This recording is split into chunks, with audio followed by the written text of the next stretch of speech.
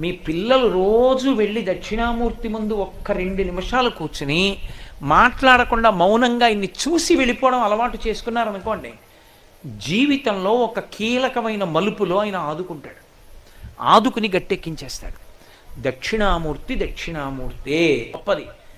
ఆయన దర్శనం చేస్తే సరస్వతీ కటాక్షం దగ్గర నుంచి లేనిదన్నది ఉండదు, ఏదైనా ఇచ్చేస్తాడు ఆయన.